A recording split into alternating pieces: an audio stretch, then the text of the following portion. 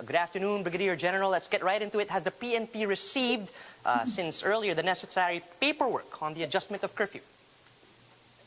Good afternoon, sir. Yes, sir. We already have received the MNC resolution, Metro Manila Council resolution that was signed actually by all the mayors of the Metro Manila Council.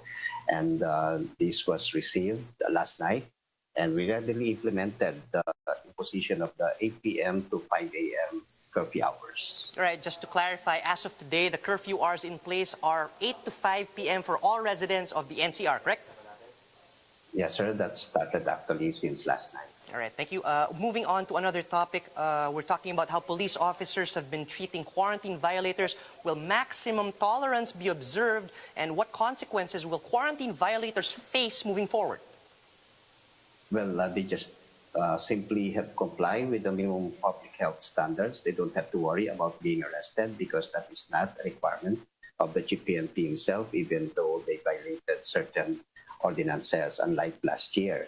So in this case, they just simply will be warned, and then some may also be subjected to fines in accordance with the local government ordinances. Right, sir, we have recently reported about certain police officers and barangay watchmen who have been implicated in abuse and maltreatment of quarantine violators. What penalties are they set to face? Well, administratively, they will have to face sanctions in as much as they violated certain administrative rules in relation to what transpired in General Trias. The chief of police and the two police officers under General Trias were actually being investigated now administratively in relation to a supposed physical exercises that they imposed upon the violators, which actually resulted in, among others, the death of one of the violators. And in the case of the barangay tanods, these were being investigated now by the police. I guess a case has already been filed against them for homicide.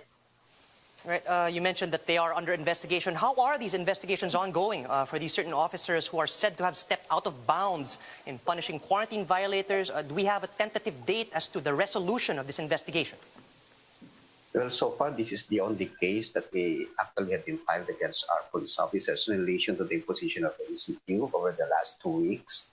And we probably may anticipate within the next several days, the case will already have reached the Office of the Regional Director for the recommendation of appropriate administrative sanctions over the erring members of the General Trias Police, including the Chief of Police in this case.